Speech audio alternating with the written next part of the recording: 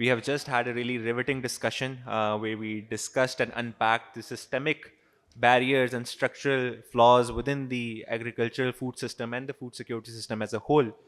This conversation now, from diagnosis to action, will underscore what we can do differently to provide solutions to the problems that we had just discussed.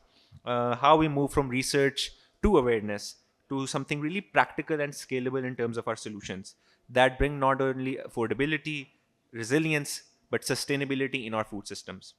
As someone representing Rizq, my name is Musa Aamir. I'm one of the co-founders at Rizq, an organization that has been working in food security for the past 10 years across the food supply chain. We also have a very distinct honor of being a very homegrown organization right here from LUMS. And it has been a very wonderful journey starting our organization right from these hallowed halls to international scale. One thing that I have seen over the past 10 years is hunger is really um, a problem of a lack of food, right? It's rather a symptom of something more greater. And we hinted towards these in the first panel as well. And we have hinted towards the fact that we are more resource abundant, right? We have more than enough in terms of production, but still somehow we aren't able to translate that into a national level food secure, policy or national level food secure metrics in that regard. So the question is, how can we then connect this abundance to access for people across Pakistan, right?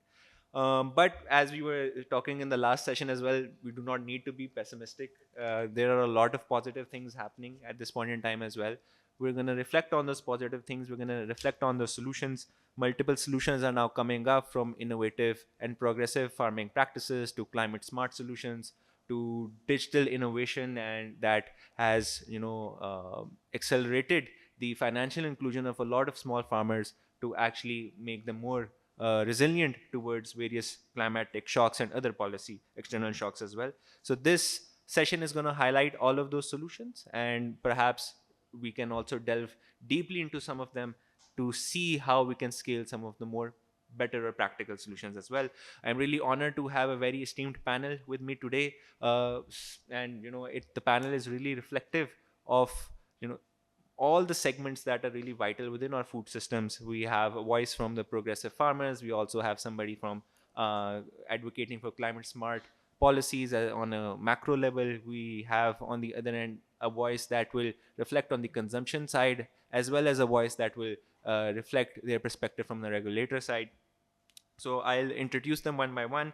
We have Syed Faisal Hassan Saab, a progressive farmer who will bring his expertise in terms of on-ground realities that the farmers face and the solutions according to which he feels are more practical on ground. आपने देख लिया होगा इनका बड़ा impassioned response था अभी पिछले जो session के अंदर, and I had a really riveting discussion with him towards various issues that farmers face, and I'm hopeful that he'll bring them to light over here as well.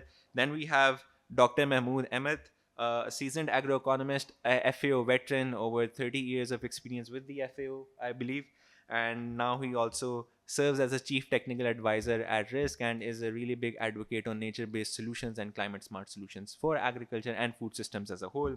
We also have Dr. Maham Ashfaq, national technical advisor at Gavi, a development economist whose work bridges policy, data, and inclusion, reminding that food security is and human security are one and the same. And finally, we have Munir Hussain Chopra Saab, who is the Director of Planning and Coordination at the Punjab Food Authority. So thank you so much, each and every one of you, for your time.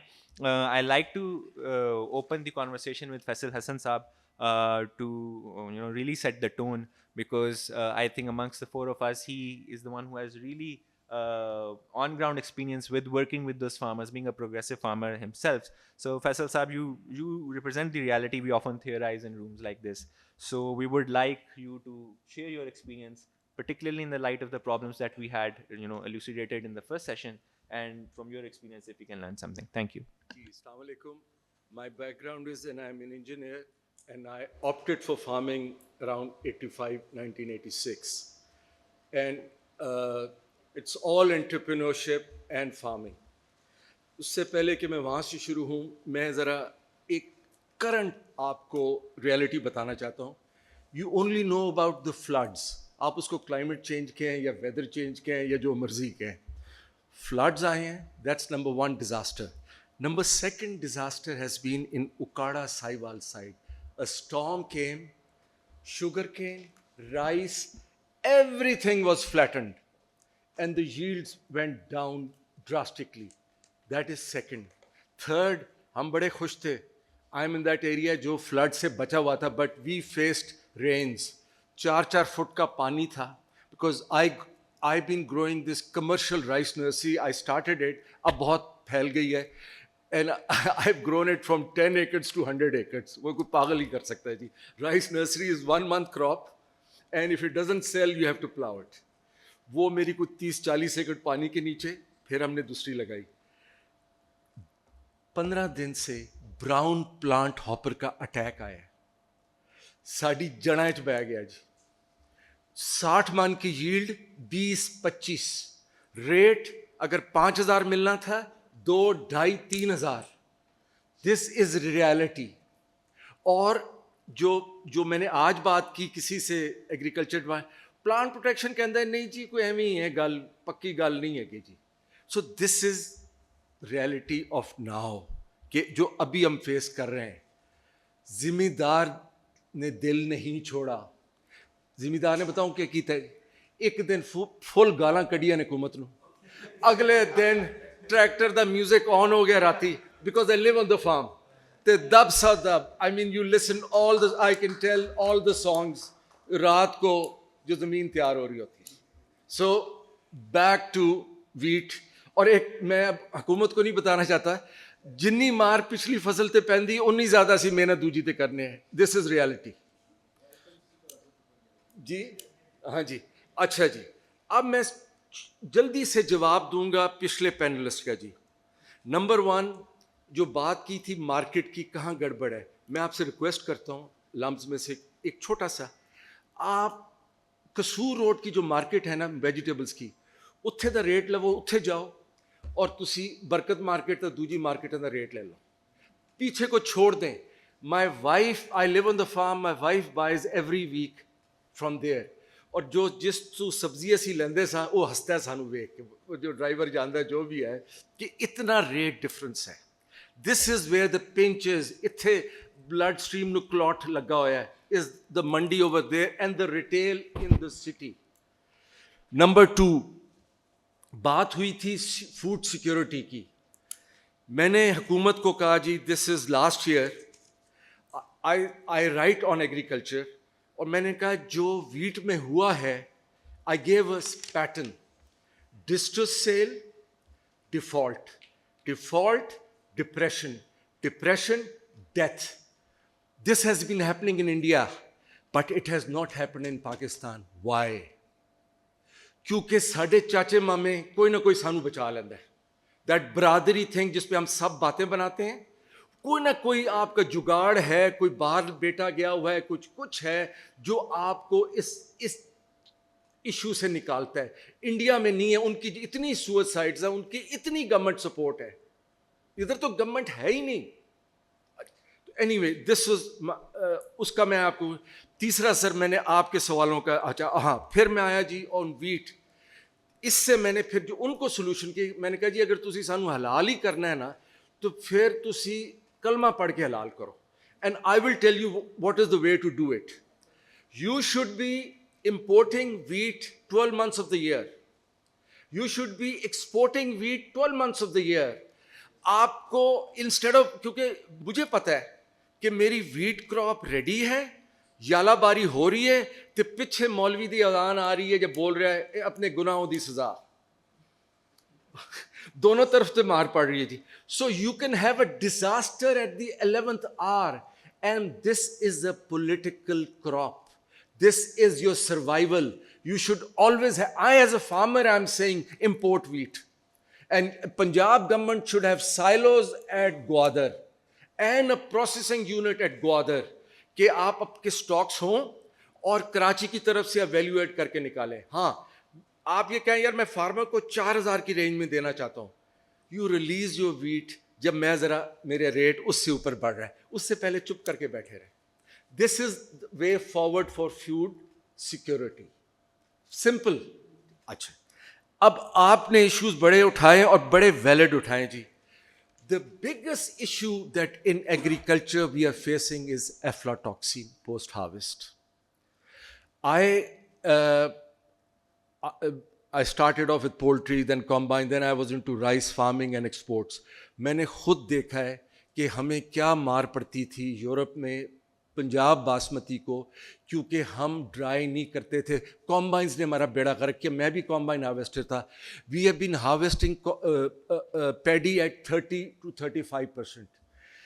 One night, if the moisture does not come below 18%, aflatoxin is formed. اس کا کیا result ہوا؟ سندھ میں باسمتی بڑھ گئی because وہ ہاتھ سے harvest کرتے تھے. ان کا ریٹ ہمارے سے زیادہ, ان کا بروکن ہمارے سے زیادہ, ان کی کوالٹی ہمارے سے 100% inferior. Just because of aflatoxin Punjab basmati never. اور میں چیخ کے تھک گیا, جو آپ نے بھی تھوڑا سا ہنٹ کرایا. There is a concept called country elevator. آپ ملے شلے مت لگائیں, ڈرائر آپ بھلے بن بھی نہ لگائیں, فوراً ڈرائی کریں اور گنجیاں بنا لیں اور اس کا موئسچر 18 کے پاس لے آئیں. That's the way forward. یہ آپ کو ویدر کا کچھ نہیں پتا. ہاں آپ اس کو شیڈڈ کر لیں, اس سے بھی بہتر ہے. This is a must for Punjab, for our food safety, security, quality, کہ آپ aflatoxin میز والے ایریا میں آپ میز کا ڈرائر لگائیں. ساری سڑکاں تے ایئرپورٹس تے میز ہی ہو گئے, جہاز ہی نہیں اڈن گے جی. اسی طرح ہے نا جی, جہاں آپ دیکھتے ہیں میز ڈرائی ہو رہی ہے پکی سڑکوں پہ. And maize is a success story because the market is there. یہ آپ کریں. پلس یہ جو اسپرے آن ویجیٹیبلز ہے نا جی, بالکل صحیح بات ہے. اور میری ریکویسٹ ہے آپ سب کو, خدا کا واسطہ ہے آف سیزن ویجیٹیبل زندگی میں مت کھانا. جتنا فنگس سائڈ اسپرے اس پہ ہوتا ہے کسی اور پہ نہیں ہوتا. جو سیزن کا ہے وہ کھائیں, پھر اس میں بھی آپ کی قسمت اچھی, اسپرے ہویا کہ نہیں ہویا جی, بیکاز پیسٹ اٹیک بہت زیادہ ہو گیا جی. ایک اور بات ہے جی, پیسچرائزیشن. آپ کو را ملک پینی چاہیے. آج کل آپ بڑا اویئرنیس ہے آن گٹ مائکروبز اینڈ آل دیٹ. دہی والی چیز کھاؤ, پیسچرائزیشن سے آپ کا کوئی فائدہ نہیں ہے. یہ 80s میں ADBP نے پروجیکٹس لگائے, ایگریکلچر ڈیولپمنٹ بینک نے پیسچرائزیشن کے یہ اور وہ, اس شیلف لائف بڑھانے کے لیے وہ کریں. اینڈ نمبر 2, آپ کی ملک کوالٹی بڑے پلانٹس نے خراب کی. جب انہوں نے اسپیکس دے دی نا, اتنا نائٹروجن, اتنا یہ, اتنا وہ, the milk started getting manufactured. You are better off with the dodi who only adds water. میں وہ باتیں کر رہا ہوں جو مطلب اللہ کرے وہ اگر اس میں وہ کیمیکلز نہ ایڈ کرے. جو گند جا رہا ہوتا ہے بڑے, ہاں وہ بڑا کچھ کرتے ہیں اس کو کلین اپ کرنے کے لیے, but that's reality. Any way, اب میں آتا ہوں جی. I'll start off with my life. When I left my job, I put up a small poultry farm. Then I went into combine harvesting. That was 1986. By chance, it was a success. Why? میرے سے پہلے 2 companies تھی, ان کی 20 30 مشینیں تھی. I was the first one who went in with 5. ہوا کہ میں نے 5 کمبائنس کا مجھے پروجیکٹ ملا. مجھے آپریٹرز مل گئے ٹرینڈ, ان کو آپریٹرز ٹرینڈ نہیں تھے. It was a bumper crop. So I harvested 1000 acres. یہ ہو گیا, میں اپنا واپس انسٹالمنٹ بھی اس سال کے بعد دینی تھی, پہلے دی. اینی وے, اس کے بعد یہ revolution I rice combine harvesting. What I'm trying to bring to the table is, اس وقت کے وہ 10 آپریٹر ہوں گے, اور میرا قصبہ جو ولیج کے ساتھ جو قصبہ ہے, ان کے بیٹے وہ اس وقت کمبائن ہارویسٹرز تھے. Now fast forward today, just that قصبہ has 200 to 300 operators who earn 3 lakhs in one season, 2 lakhs in the other season, اور اس کے بعد وہ دیہڑیاں کرتے ہیں یا رکشے ہیں یا اور چیزیں ہیں. Then what conversations I hear, وہ یار میں 2 مشیناں لئیاں نے 1 लाख دی ویچ چھڈی تے فورن مشین دی قیمت کروڑ تو تے ٹر گئی ہے. Now we talking crores. اور اس وقت پرسوں میں گاؤں میں تھا تو ایک بندے نے او جی انہیں بڑی بے وقوفی کی تھی کہ 1 करोड़ 60 लाख دی مشین لئی ہے کریڈٹ تے. because he has the skill. For 1 acre farmer or 2 acre farmer, wheat the rate 500 ਵਧਾ ਦਿਓ, ਕੀ ਫਰਕ ਪੈਣਾ, ਉਹਨੇ ਤੇ ਘਰ ਵਾਸਤੇ ਰੱਖਣੀ ਹੈ. The skill is the way forward. AI will replace your jobs or my thinking and your PhDs, but AI will not replace a plumber, a welder, a farmer جو وہ کر رہا ہے. So our focus has to be on skill, skill, skill. On skill کے پاس ہو, یہ ڈگریاں شگریاں اس level پہ چھوڑیں. And I see that قصبہ of mine a success story. کہ آپریٹرز جو اب کروڑوں میں باتیں کرتے ہیں اینڈ دے آر لینڈ لیس. اس کے بعد پک اپ کیا اسمال فارمر نے. پہلے لینڈ لیس اوپر کیا ہے. اینڈ یہ ایک اور بھی میں آپ کو بتا رہا ہوں نا, بیچارہ landless, the landless is better off than a small farmer. وہ دیہڑی لگاتا ہے, چھوٹے نو ہم نہیں عزت دا سوال ہے, اپنی برادری دے, اپنا نک نہ کٹیا جائے, وہ پیسے دے کے باہر جائے گا, اپنا ایکڑ بیچ کے باہر جائے گا. سو in my view, the poverty in this nation is lower middle class and the small farmer, not the poor. The poor اپنی دیہڑی لگا رہے ہیں اور ان کو آپ ان کے پیچھے بھاگ رہے ہوتے ہیں. آپ سب کو ایکسپیرینس ہے. اس سے آگے چلتے ہیں جی. Now that is I focused on skill. Second thing, جب میں فیلڈ میں تھا اور میں کمبائنز میں میرا ایکسپوجر ود ادر فارمرز, تو I wrote this article on post harvest financing. یہ 2000 میں نے لکھا کہ ہمارا مسئلہ ہی فارمر کا ڈسٹریس سیل ہے اور آڑتی ہے. تو میں نے کہا اس کا 1 ایکڑ پلیج کر لو, اس کو پوسٹ ہارویسٹ دو لون. اور میں نے یہاں تک کہا, اس میں یہ میرا آرٹیکل لکھا ہوا ہے کہ آپ نے اس کو سیزن میں یہ پیسے دینے, سیزن میں جب ہارویسٹ کے بعد اس کی بیوی کو علیحدہ پیسے دینے ہیں. مطلب کہ اپنی طرف سے ایک ویژن تھا. اب اس کو جس طرح بھی آپ سمپل کر لیں, جو بھی کر لیں. اب اس کے ساتھ میں اس 1 ایکڑ کو میں کر رہا ہوں نا. اس وقت مجھے یہ خیال نہیں تھا, اب میں اس کے اندر ایڈ کرتا ہوں جس فورم میں بولتا ہوں کہ آپ 1 ایکڑ یا 2 ایکڑ پلیج کریں, اس کو نہ بیچنے دیں, کیونکہ وہ اپنے بیچ کے اپنے بیٹے کو باہر بیچ رہا ہے. تھرو دیٹ وہ جو ہیومن ریسورس کا بیٹھا ہے 20, 25, 30 لاکھ. آپ اسکل دیں اور کوئی گورنمنٹ کی آرگنائزیشن ہو جو ان کی جاب پلیسمنٹس کرے باہر. لڑکی کو تعلیم اوپر جائے, اس کے پاس بھی اسکل ہو, لڑکا باہر جا رہا ہے یا ادھر ہے وہ ہے, اس کی 1 ایکڑ میں آپ نے اس کو پکڑ لینا ہے اور اس کی زندگی تبدیل کر دینی.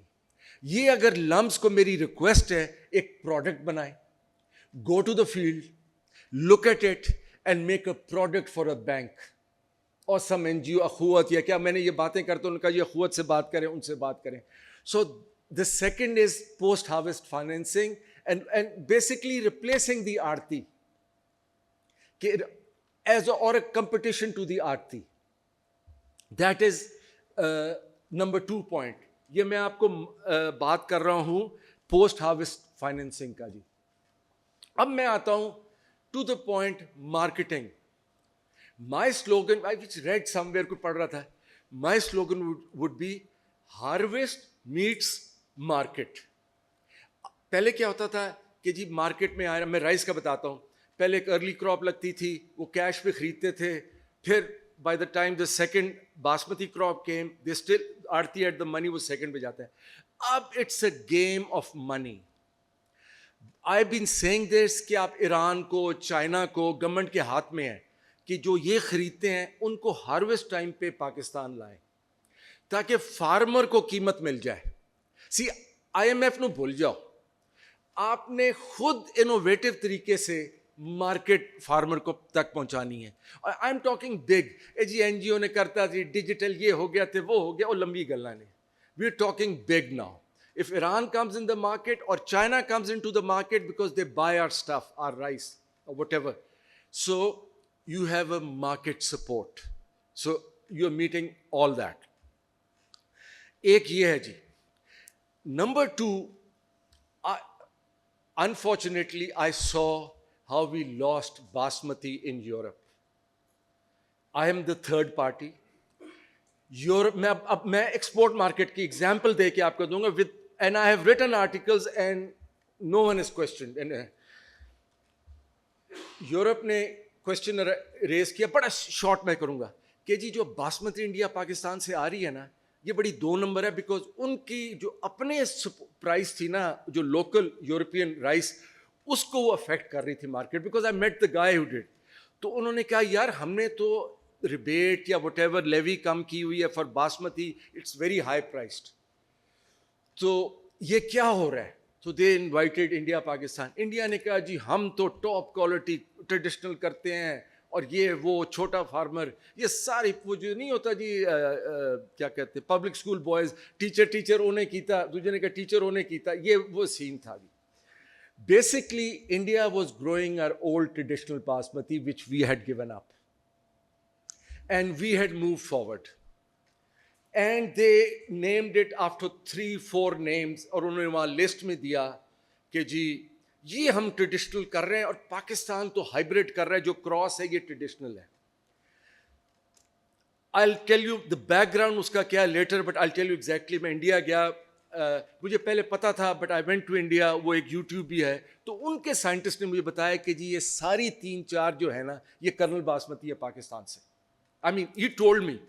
मैंने वही 15 साल के बाद वो डॉक्टर वुल्फ, उसके मुंह पे वो मारी बात, मैंने कहा जी वो तो सारी हमारी हैं.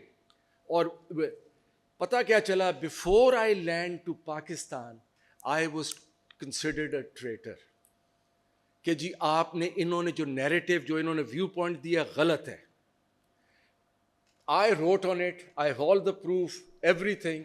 There are 3-4 basmatis, 3 or 2 or 3 of which are listed in the Indian, which are Colonel Basmati from Pakistan. We have never questioned them. I have questioned them. I've written articles. I've spoken. We lost the narrative. एक किसी ने बात की कि जी India के yields high हैं. India ने क्या किया, पहले क्या था कि बासमती की डेफिनेशन ये थी कि जी बाप बासमती हो, दूसरा अगर ना हो तो चल जाएगा काम. India change the definition. Now these varieties which are grown in Pakistan, 1121, 1509, किसान, all these are Indian varieties which do not have parentage of basmati. Blood of basmati is there. हम उनको एक्सेप्ट किया. Now we are part of the thing. But उधर भी good news है, आपकी soil ने आपको बचा लिया, बिकॉज जो आपकी मिट्टी है वही क्वालिटी हमारे यहाँ बेहतर है, क्योंकि वो नॉन ट्रेडिशनल एरिया है. अब अगली भी बात, अब because Punjab, end of the day Punjab is suffering. Last government थी, basmati everyone knows is only grown in a traditional area of Punjab, Gujranwala, ये नारोवाल. मैंने उसको क्वेश्चन किया, सब कुछ किया, मुझे शटअप कॉल दी गई. इस वक्त बासमती का area Peshawar, Sindh, Balochistan, everywhere, we've lost the plot. And who is suffering? The traditional basmati grower. हमारी yields कम है because हमारी क्वालिटी बेहतर है. हमारी बीमारियां ज्यादा हैं because हम वही ग्रो करते हैं. In spite of all this, I see hope. And I see that we've taken the beating. और ये कब तक ये चलेगा? अब मैं आपको सिस्टम बताऊं कि हमारी गड़बड़ है. मार्केटिंग. मैं पंजाब गवर्नमेंट को कहता हूं यार तुसी यू आर लाइक दैट, जेड़ा नहीं बकरे नूं मोटा करते हो ते मार्केट किसी और के हाथ में. आर पंजाब गवर्नमेंट की ministry should be agri business, not agriculture. Think about the market. आज ईरान में इश्यूज हैं बासमती के, कौन रेस करेगा? मार्केटिंग कुछ करता है जी, सेंटर में अंदर है जो शुगर केन की प्राइस करता है, जो शुगर केन को अलाउ कर देता है. Sir that 0.001% is destroying our nation. And the last, I want to briefly talk about water. When this Punjab Sindh ka chala, I traveled all over barrages and I wrote on that. I'm requesting you all to come to Suleimanki in January, February, because at that time flood water does not mask. या बड़ी बातें हो रही थी जी, गांव में गंदा ये है. आपके सारे लाहौर का गटर सुलेमानकी जाता है और वो उस गटर के पानी से फार्मर ग्रो करता है. मेरी सॉइल का पानी is salty. The yields of Sindh are better than mine. and I want you to travel. I traveled alone and I went all the way to Sakhar, and I was questioned, اور میری جان بھی خطرے میں تھی. They are overflowing with water. اور ہمارے ہاں gutter کا پانی, اور ہمارے انڈس واٹر ٹریٹی کے بعد ہمیں پانی مل ہی نہیں رہا. انڈس واٹر ٹریٹی کے بعد ریپلیسمنٹ ہونی تھی چشمہ جہلم پہ پانی کی. میں ادھر بھی آپ کو آج ایک بات کرتا ہوں, میں نے اس کا political, I am not in any political party but I speak for Punjab. Do you know ہمیں کیا ہوا جب چشمہ جہلم انڈیا نے آپ کو پانی دیا؟ اور یہ جو خدا کی قسم, اگر آپ نے اپنی پازیٹیوٹی دیکھنی ہے, گو ٹو چشمہ Braj, you will C beauty. پانی کو کس طرح یوٹیلائز کیا جاتا ہے, ایک قطرہ ضائع نہیں ہوتا. Go to the barrages, but then you go to Sulemanki, all gutter water. اس میں کیا تھا, 10 سال انہوں نے ہمیں پانی دیا, اور انہوں نے یہ جو براجز بنے کہ جو انڈیا نے راوی اور ستلج سے پانی لیا ہے, یہ لنک کینال اس کو ریپلیس کریں گی. ٹھیک ہے, I just finish it. Bhutto صاحب نے جب وہ ہوا 1 یونٹ تھا, جب 10 سال پورے ہوئے بھٹو صاحب آئے, انہوں نے کہا نہیں جی یہ تو فلڈ کنال ہے. اس کے بعد اور ایشوز ہوئے, کھر صاحب آئے, یہ ہوئے.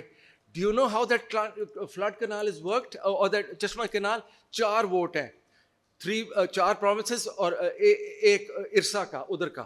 جب 3 ووٹ ملتے ہیں تو پنجاب کی وہ چشمہ جہلم چلتی ہے, بیسکلی فلڈ میں چلتی ہے, جو 12 مہینے چلنی چاہیے.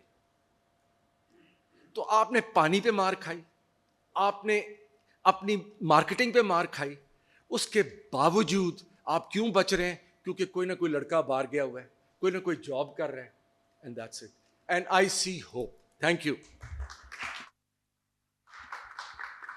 Thank you so much, Faisal Saab, for that very enlightening response. Just to summarize جو آپ نے باتیں کی, one practical solution is that we really need to focus on skill of the small farmers. There's a lot of post-harvesting financing available this time as well, not just post-harvesting, pre-harvest as well.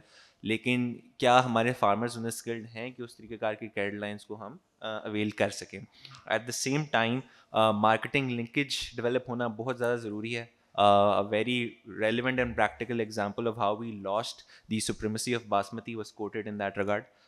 So that just elucidates that as well. یہاں پہ میں risk کی اپنی 1-2 contributions کا بھی ذکر کرنا چاہوں گا in terms of what we have learned working with the small farmers. کبھی کبھار جو انٹرونشنز ہوتی ہیں وہ بہت زیادہ آپ کہہ سکتے ہیں کہ it don't need to be really really out of the box. Following the floods of 2022 and more recently in 2025, جب ہم نے فارمرس کو ریہیبلیٹیٹ کرنا تھا جن کی ساری فصل تباہ ہو گئی تھی, تو we just gave them loans in the form of inputs, direct inputs at a zero interest zero collateral model. And just by providing them with graded seeds and high quality seeds we saw a substantial increase in their yields. Many times a lot of these small farmers do not have access to that inputs جو کہ ان کی صدیوں سے ہوتی ہیں, جو ان کے سالوں بہ سال جو ان کے ٹریڈیشنل سیڈ چل رہا آ رہا ہے اس کی اپنی پوٹنسی کم ہو جاتی ہے. تو دیٹس ون تھنگ. سیکنڈ, یہاں پہ فائنینسنگ کا ذکر ہوا, I'll just add a few comments on that and then I'll move to Dr. Mahmood. ابھی ایک نیا پروگرام شروع ہوا ہے اسٹیٹ بینک آف پاکستان کی جانب سے, سرخیز ہی کے نام سے, جہاں پہ state bank is mandating a lot of these commercial banks to have an agriculture portfolio جہاں پہ وہ زیرو collateral loans دے رہے ہیں to people especially that have been affected by the floods. اب اسٹیٹ بینک نے پالیسی تو بنا دی ہیں, and a lot of commercial banks are obliging in terms of giving those loans as well, but on the ground local context میں کیا ہو رہا ہوتا ہے کہ جو بینک کی برانچ ہے اس کو شاید وہ انفارمیشن اس طریقے کار سے ریلے نہیں ہوتی, اور کیونکہ جو لوکل برانچ کے اپنے کے پی آئیز اور میٹرکس آف سارے انگیجمنٹ ہوتی ہے وہ بالکل ڈفرینٹ ہوتی ہے. وہ شاید لون ایکسٹینڈ ہی نہ کرے, کیونکہ اگر وہ لون ایکسٹینڈ کرے گا تو ہائی پاسبلٹی ہے کہ وہ فارمر ڈیفالٹ کر جائے گا, تو that would look bad on the local branch, not on the bank as a whole. So اس طرح کی کچھ چیزیں ہیں جہاں پہ I believe a lot of people can come in and play a role, particularly to address this information asymmetry, تاکہ ہم کچھ اچھے سلوشنس لے کے آ سکیں. موونگ آن, ابھی فیصل صاحب نے ہمیں بہت ایک ان ڈیپتھ ایک ہمیں ویو پوائنٹ دیا فارمر سے ریلیٹڈ, ہاؤ فارمرس कि क्या मसले मसाइल हैं और कौन से प्रैक्टिकल सॉल्यूशंस हमें एम्प्लॉय करने चाहिए. Now will zoom out a little bit because these farmers are not alone in solving their problems. They're affected by a confluence of factors, confluence of resource systems, ranging from water, energy, and policy as well. And we are really lucky we have an expert in that matter, Dr. Mahmood, and I'd like to pass it on to you. I know you have made a presentation in terms of your proposed solutions, so if you can have it online, please. I'm very much thankful to Rizq for all the work over the time which I have really, whatever I'm presenting now, one way or the other I owe to Rizq because they changed my direction completely. I was a traditional, what you call industrial agriculture guy, but then over time I have switched. Uh, Very briefly, I went to you. Of course, before that, I was agriculture university graduate from Faisalabad, then worked good 24 years with FAO. This is the regional organization. And then shifted back to Pakistan after retiring from Cairo and did a lot of work with the donors on value chain, agriculture policy work, then work with water with the LUMS. I think that's where I think the change started, and then Rizq came, and I think we started looking at the nature-based solutions, both in agriculture as well as in water. Then I was able to produce at this platform a book on water policy, one of the 30 global books produced, which has a bit of everything in it, really, what we are talking about. And then joined Rizq, and really we are really having work here. We are having work in Bangkok, and we hope to have it something more international. I'm already working a lot on international. So with this, I have to change this, right? So let me talk about the floods really. I mean, very interestingly, since we are working in area near Chenab River, and this year the phenomenal floods came in Ravi and Chenab, as opposed to 22 floods, which were totally different really. Where what happened was that the rain pattern just changed its course and it dumped so much water on the Sindh. But this year it has been totally different, where Ravi and Chenab had the bulk of the burst. And see, these are some of the flood photos I took myself, really. I was part of living on the river bank of Chenab. So I think there are, this moves? Yeah, okay. So plenty of stories I have it. I'm not going to go into details. But again, this morning discussion was very interesting. If I want to summarize it, yes, agriculture sector, to me at this point, of course, it's on average. We have good cases, we have bad cases, as I said in the morning. Agriculture is not sustainable. This is the climate change thing. It's not competitive. I mean, if we just look at some of the figures, we were talking about rice. Actually, I'm really, if I see how it goes there, if I walk into one of the grocery stores where, in USA or others, if there are 100 brands of rice, 98 brands are Indian. Now, one tempted to question that why this is a serious thing, really.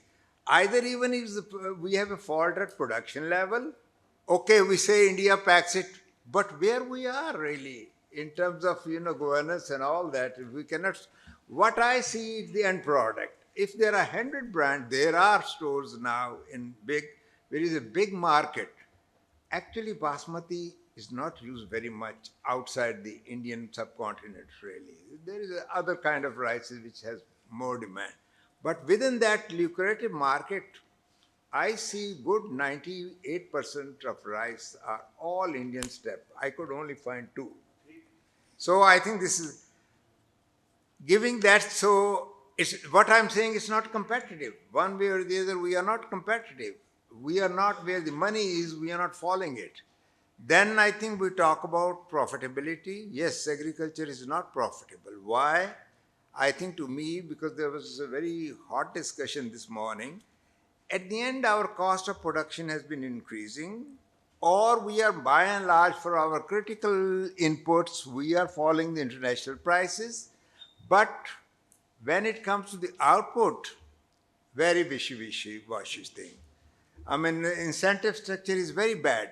How can it happen that, I thought my time is over. I just started really, it's not fair. Eh? So I think then I think it's not profitable. So I think we have numbers. We are doing really basic work. Rumana is the leader in it really, and we have the numbers for rice and wheat. What's going on at bottom by the incentive structure is not there, and it's not inclusive. I mean, all our project development effort starts with for the small farmers, but the end the rich get the benefits and the well-to-do. So this is sport. And I think nobody talks about the health, the kind of food we are eating.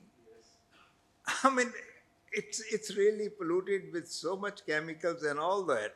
So my theory is, bulk of it, this slide's not me, I'm just telling on my personal experience.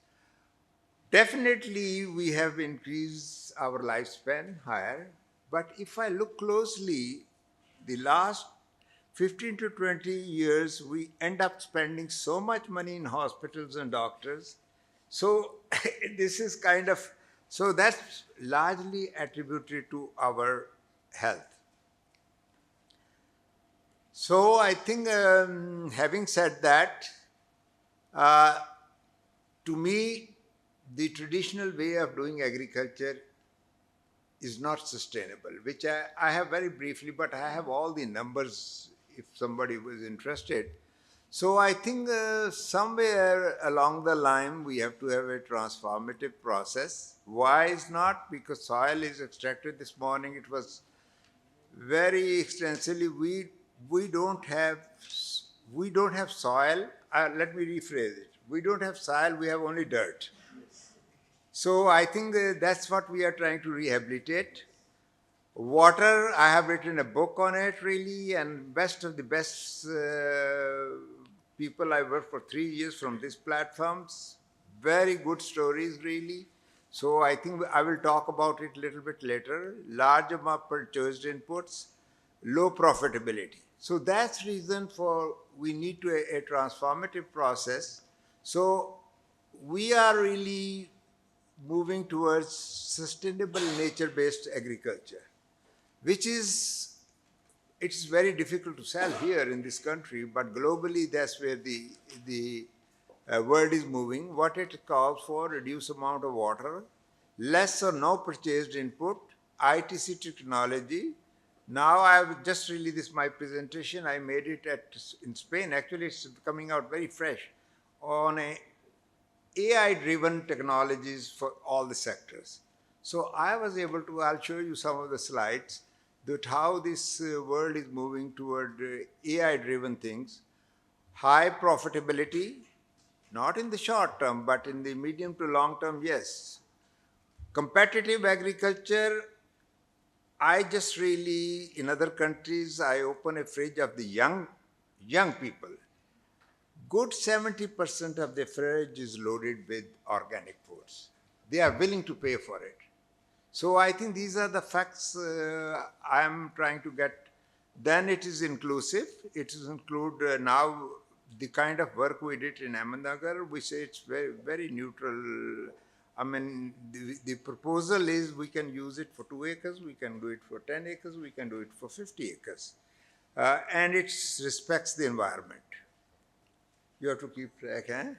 So I think, it's not very clear, but that's the model we have been using it really for last good now 4 years. We started at LUMS. Actually, there's a plot here really where we just started it, regenerative agriculture. It is selling under different names. You know, it started with FAO, with the conservation agriculture. Then I think the donors came. They are branding it under the name of climate smart agriculture. And then I think globally, if you review the literature, it is being done under regenerative agriculture. So in a way, we are adding a little bit what we are doing it. We call it zero carbon farming. This is the new name we are trying to do it. We are trying to bring in some of the environmental issues. Then what we do it actually, I'm going down to the table. Maybe I can see it more clearly here.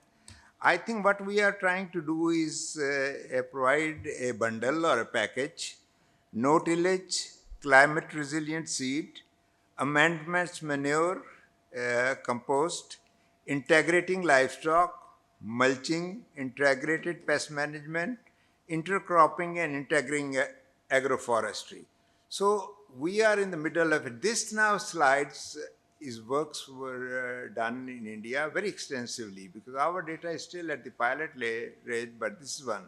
You can see that over time really only using zero tillage, now it comes as a shock for many really, that there is no need for tractors or hulls and all that too. So I think basically there is a growing literature available that zero tillage or reduced tillage.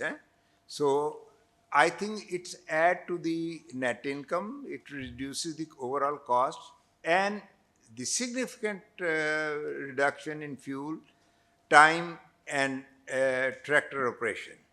So I think there is a growing, and actually this is our work. What we did it, I think it just came out and I think hopefully this young team really can publish it really, that again, what is that when we move from traditional to regenerative or climate smart agriculture, initially the theory is that yield will go down. The yield will go down because, soil takes time to rehabilitate, regenerative process takes time. So the theory goes that it will take at least 3 to 4. Farmers are not ready. I mean, the smallholder already said, okay, you are telling us to forego the income for 2-3 years. That's next to impossible. Plus, what we find out this last 2 years when our project was going on, the incentive structure, the cost was high and the prices they got at the market, what you are telling it really, it's really, the equation does not add. But I think if you review the literature that, okay, this is what, yes, individually farmers cannot pay it, but if we want to have this really process go for the overall benefits of the society, there is a cost of environmental compliance. Very appealing, this I learned it from Professor Dr. Naseem. He left really for USA now. So we worked very closely with him. And so we were working through, and I'm still in touch with him.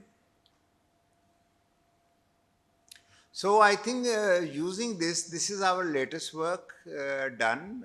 Actually, I was this summer in Dallas, Texas, and there was a private outfit in front of that, a lady, very rich lady who had so much land. She said she denoted this land of, about 6 to 8 acres to that institution, but with the condition that you cannot put any gray structure.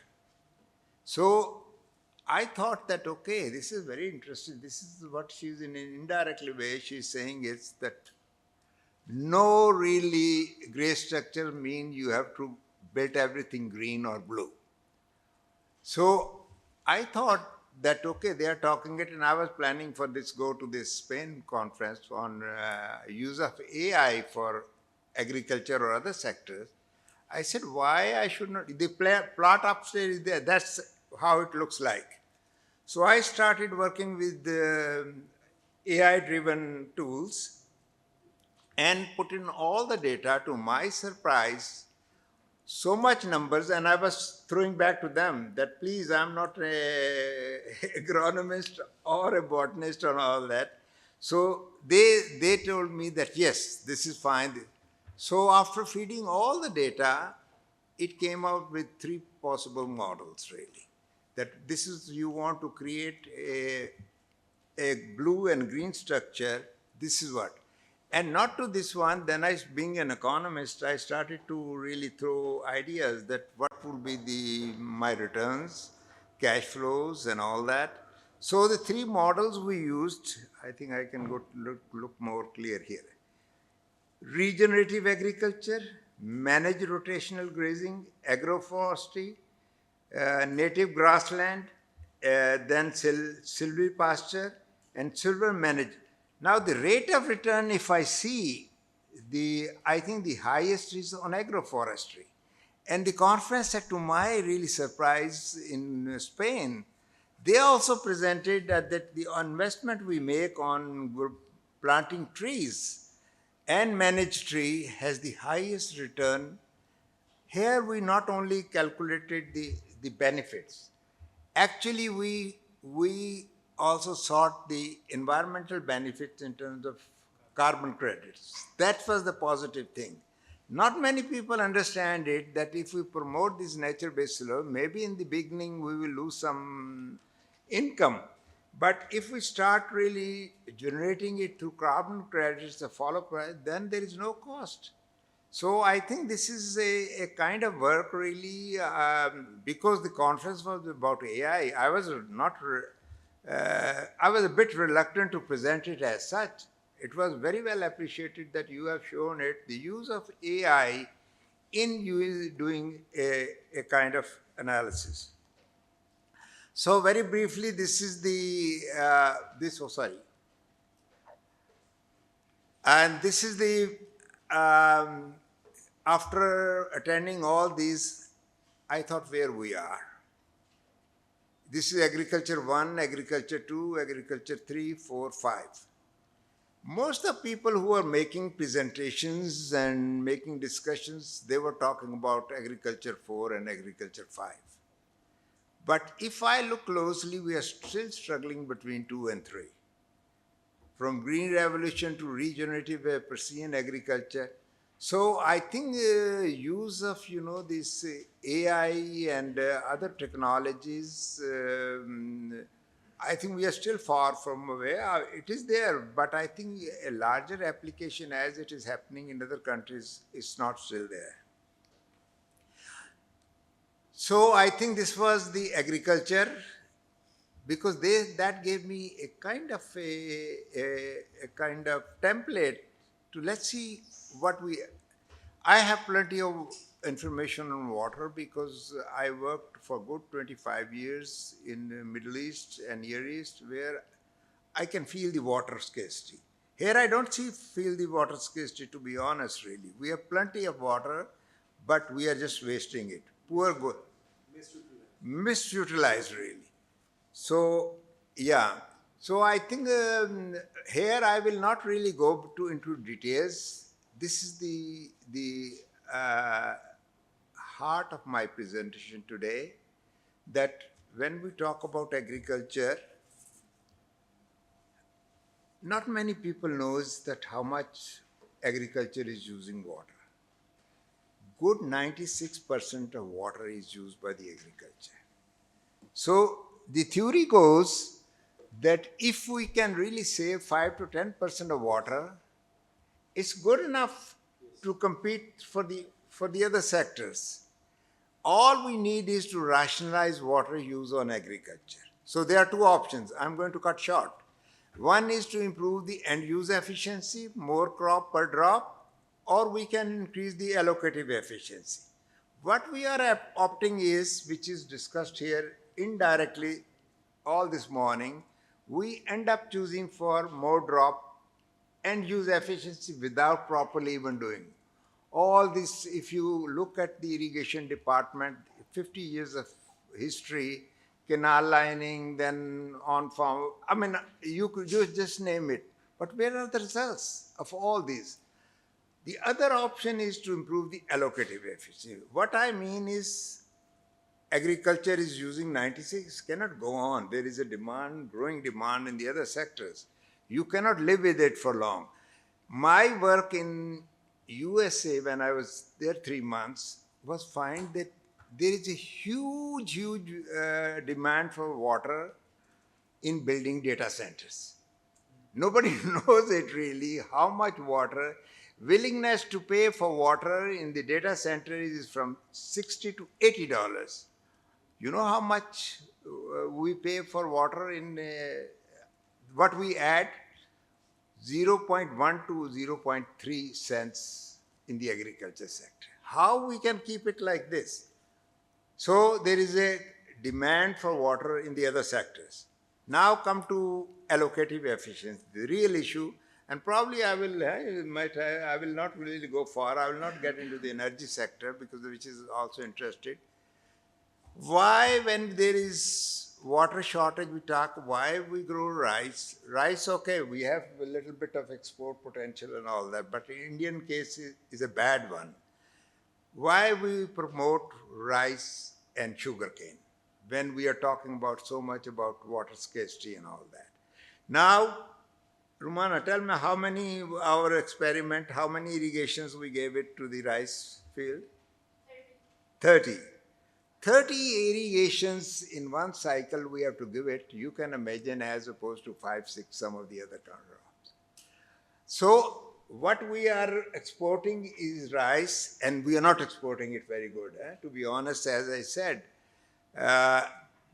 we are exporting water. So in a way, if we want to rationalize, I'm not saying it that we just really stop growing rice. What I'm saying is rationalize.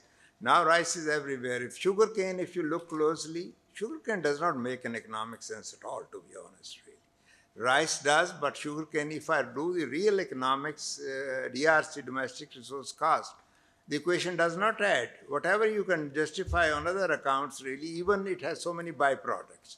So in a way, this is something need to be, so if you want an action, you have to really improve the allocative efficiency.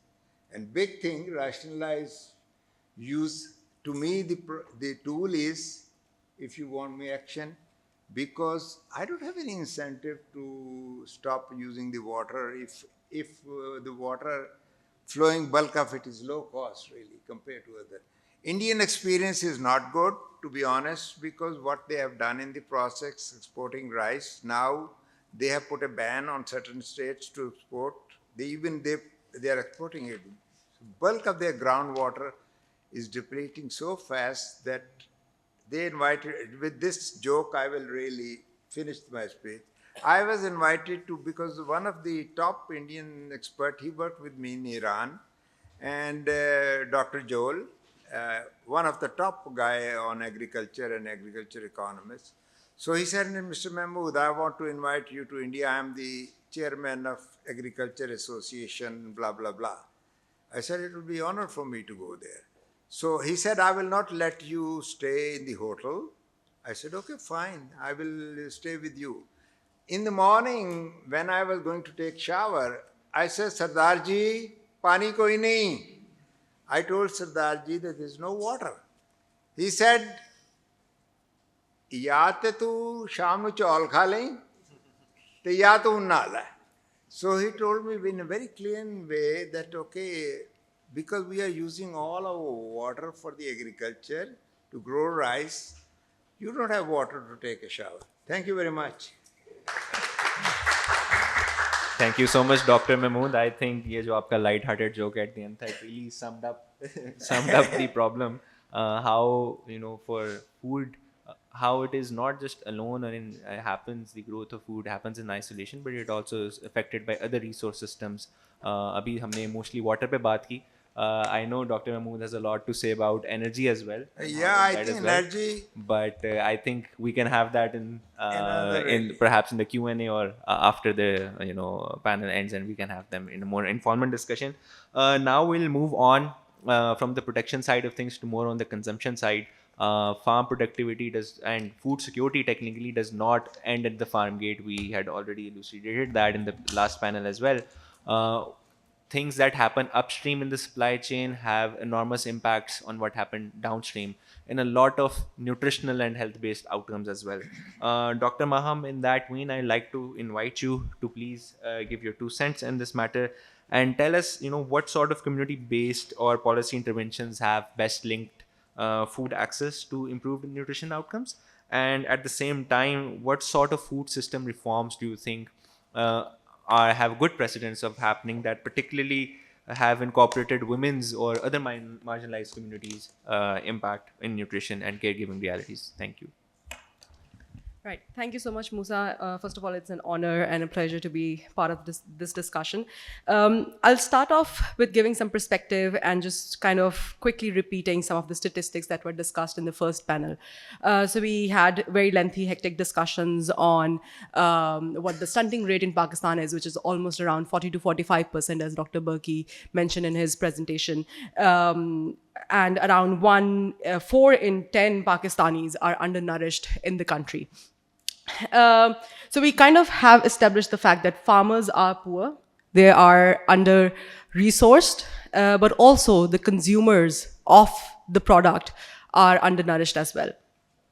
And this becomes extremely concerning when we dig into the affordability gap of the consumer. So at work, and I work in the development sector, I recently came across this study which looks at the affordability gap of the consumer with regards to their nutritional needs. And it's surprising to know that in Pakistan, an average household is spending only 60% of their need of what is actually needed to have a nutritional food or nutritional meal per person per day. So we are almost spending half of what we should be spending in order to have a nutritional meal. And this is very important over here because, as Faisal Saab also mentioned in his presentation, that poverty is the small farmer. And this is important because if we are talking about food systems is one of the most, improving food systems is one of the most direct ways in which we can reduce poverty.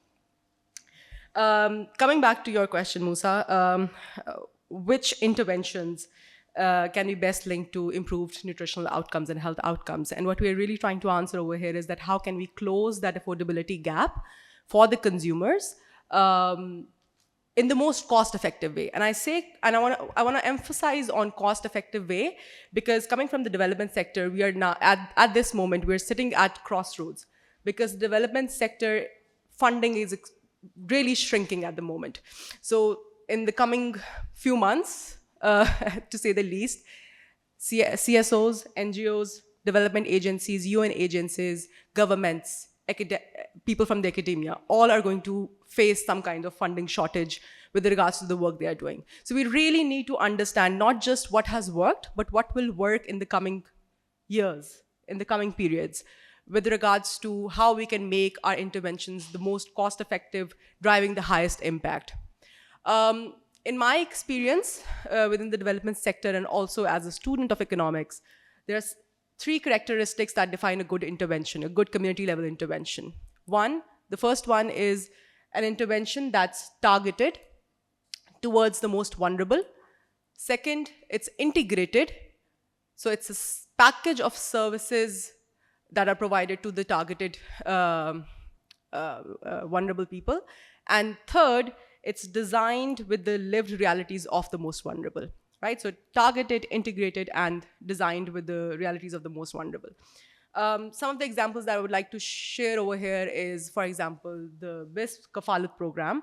I'm not sure, there are studies that show that it does lead to improved outcomes, but the design of the intervention is quite interesting because what it does is that it tries to close the gap from different ends. So it brings different services together. So BIS Kafalat program is basically targeted towards BIS beneficiaries. So it combines social protection program with food assistance along with access to health interventions.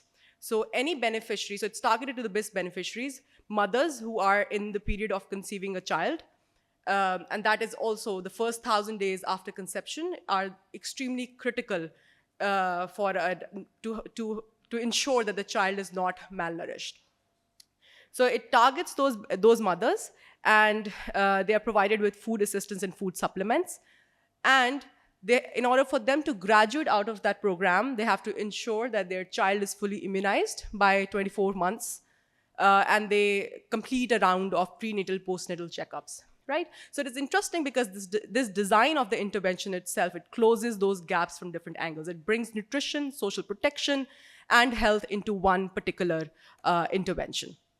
So that's extremely important. And I came across this study which actually, this research that studies this particular program, and it shows that BISC Kafalat program combined with certain social behavioral change activities, for example, educating mothers on the nutritional needs, educating mothers on improved uptake of health interventions, actually reduces stunting for their kids by 10 percentage points within 2 years. So this number might seem small, but it's not really, because it is leading to a positive, significant impact in all those years.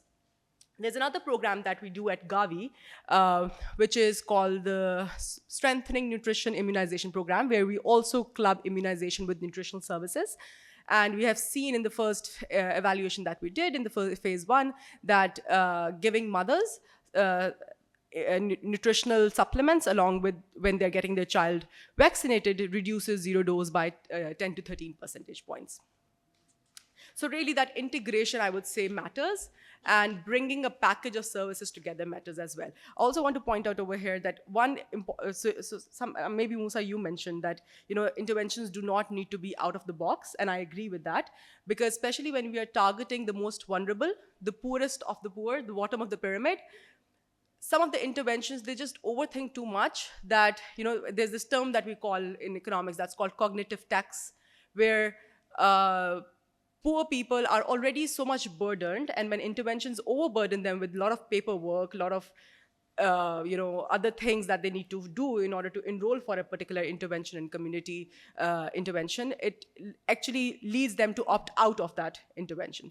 So really having like zero cognitive taxes on your intervention design are also extremely important. These are some of the best case examples that have led to improved outcomes, both for nutritional health and, any intervention in the development sector that you can talk about. Now, the second question that you asked me about was, how can food system reforms incorporate women's empowerment and their, caregiving realities, and how we can incorporate marginalized communities within our food system reforms.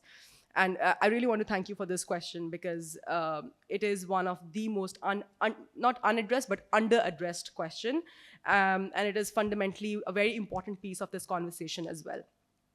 So I've talked about affordability gaps, and I shared a statistic with you that 60% affordability gap is around 60%. So households on average need to consume 2 times more than what they are actually consuming. Now, this household average does not incorporate the statistic that exists for the women. For women, this affordability gap, I'm sure, is way larger than for an average household. And that is where intervention designs need to be based at. So when we are talking about designing interventions and designing reforms for women, we need to understand that that gap, whatever gap that we see, is even wider for women for 2 reasons. One, they have low bargaining power in the households. So they have low autonomy, they have low bargaining power, their needs are put last. And second, that they face higher opportunity costs in comparison to men, right? So women have caregiving responsibilities, they have domestic responsibilities, they have low mobility, they have increased transportation costs. There is no security when they go out, right? So they feel insecure, they might not leave their homes in order to get to a particular hospital or to a particular health center or to a particular place where they can get like food supplements or something like that, right? So, during my research, during my PhD, I read extensive literature on the uptake of health interventions. I know it's not directly related to this discussion, but within that literature, one of my most favorite study was done by this really famous economist called Dupas and Radhika. And what they do is that they study a health insurance program in Rajasthan, and they look at, health insurance program. That particular health insurance program basically covers the entire cost of receiving healthcare at a hospital, similar to kind of the health insurance program that we had earlier in Pakistan. So basically, your affordability gap is reduced to 0, right? So you have, I'm going to wrap up in a minute.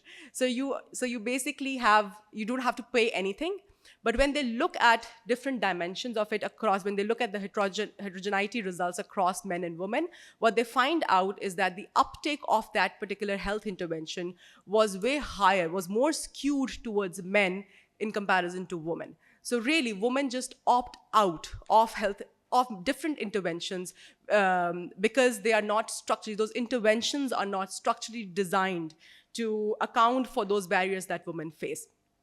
And just to bring everything together, whenever we are thinking of interventions and whenever we are thinking of policy reforms, and when we keep women as the center, just make sure that to know that women need a higher subsidy than men. So a subsidy that does not only cover their financial cost, but also the opportunity cost of receiving that intervention. That's where I will end. Thank you. Thank you so much, Dr. Maham, for the insightful piece and for really bringing the conversation full circle where food systems are ultimately impacting human lives, because at the end of the day, the ultimate goal of food security is human well-being. With that said, none of it is possible if we are not able to actually scale these relevant solutions. And for that, we need really strong institutions and strong regulations so that the scale up can happen in a very formalized and in a very applicable way, and that has long-term impacts as well. With that said, I would like to invite Munir Saab onto the stage and basically ask you what role PFA is currently playing, particularly when we speak about affordability and resilience.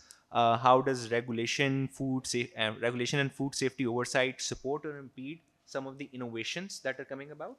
And how, as such, community farms, local food banks, or other food distribution networks can play their part in tandem with PFA to address these nutritional and health concerns? Thank you very much, and good evening to everyone. I'm really happy to see this august panel discussing all the issues related to production, related to its distribution and consumptions. To further add this discussion, I would like to introduce something about Punjab Food Authority, which most of you may not be knowing or may be knowing. So Punjab Food Authority, practically it came into existence in the years of 2012. But it started its full-fledged operation in 2018. And those 6 years from 2012 to 18 were not that effective as it should have been, maybe because of some political will was not there to make it operationalized, or there was some issue of resources or human resources or whatever reason is not known to me or anyone. But I would like to first of all discuss about the operations which are being operated by Punjab Food Authority at present. First of all, as most of you see in the TV and the social media or everywhere, that Punjab Food Authority is discarding the things, is making its inspections on adulteration mafia and so on and so forth. तो इसके लिए a very एक interesting चीज़ ये है कि Punjab as madam was discussing about nutritional deficiencies. So nutrition deficiency में एक ये भी सबसे बड़ा इशू है कि न्यूट्रिशनल हंगर भी एक कॉन्सेप्ट है जो मोस्ट ऑफ द टाइम या mostly those who can afford वो इस टर्म से शायद वाकिफ़ भी नहीं है, और उनको लगता है कि शायद हमने कोई एक अच्छी हाइजीनिक फूड और एक अच्छे एक रिलायबल स्टोर से या किसी भी ग्रोसरी स्टोर से चीज़ परचेज़ की है, तो शायद जो लेबल के ऊपर चीज़ें हमारे इंग्रेडिएंट्स हैं वो उसके ऊपर जो लिखे हुए हैं वो पूरे हैं. But in most of the cases unfortunately in our society it does not happen. Punjab food authority जब बहुत ज़्यादा deeply in off hours, specially during midnight operation, जब हम देखते हैं कि वो ब्रांड्स जो पाकिस्तान के बड़े मेगा स्टोर्स पे या बड़े नॉन किस्म के ब्रांड जो एक इंटरनेशनल ब्रांड्स है जो हम इंपोर्ट करते हैं, कि हमें लगता है कि इनके अंदर प्रोटीन का लेवल भी इतना होगा, फैट्स भी इतनी होंगी और तमाम बाकी जितने नहीं हमारे इंग्रेडिएंट्स हैं. But unfortunately most of the time जब हम देखते हैं कि वो पाकिस्तान के या लाहौर के कुछ गैर पोश एरिया में, जैसे हम शालमी की मार्केट कहें या रावी के कुछ ऐसे एरियाज़ जो night time no go area बन जाते हैं। Sir it's surprising for all of you to know कि वो ब्रांड्स वहाँ पे रीपैक भी हो रहे होते हैं, वहाँ पे पैक भी हो रहे होते हैं, और वो वहाँ पे बिकते हैं कि जहाँ पे एक हैव नोट्स की एक्सेस नहीं होती जहाँ पे। सो यू कैन अंडरस्टैंड कि न्यूट्रिशनल हंगर में ये कितना बड़ा एक अनफॉर्चुनेट एक पार्ट है कि एक बंदा जो पे भी कर रहा है और उसको लग रहा है कि I am having the best of the best with the highest price with the satisfaction कि एटलीस्ट इसमें अडल्ट्रेशन नहीं होगी, इसमें कुछ इससे एलिमेंट नहीं होगा, but unfortunately it is also happening. Now coming back to Punjab food authority, Punjab Food Authority at present is in a very precise manner, if I apprise, the Punjab Food Authority is doing two sort of its operational activities. One is nutrition and other is over routine operations against adulteration. And third, as befitting to this occasion, is over regulations about excess food. Previously, Punjab Food Authority was not involved in nutritional activities. It was all about food. It was all about adulteration. It was all about registering FIRs. It was all about imposing fines. Now, Punjab Food Authority has gone some steps ahead. We have full-fledged a nutrition wing, which is 24/7 involved in nutritional activities, be it a social media, be it a regular media. We are creating over very effective literature especially for the adolescent girls, and we have made a plan, rather we have launched a program to address the nutritional activities and nutritional deficiencies of the adolescent girls going to the schools, colleges and universities. As my worthy colleague panelist was discussing about the women nutritional status, it's very alarming. Unfortunately, if we talk about the iron deficiency, if we talk about the calcium deficiency or vitamin D deficiency, it's huge in number, it's huge in percentage if we talk about Pakistan. So Punjab Food Authority, with its very meager or with its very limited resources, is also giving nutritional awareness to the community, and we have millions of followers in our social media. We are uploading reel on daily basis, social media reels on daily basis, so that community can understand how important issue of nutrition is.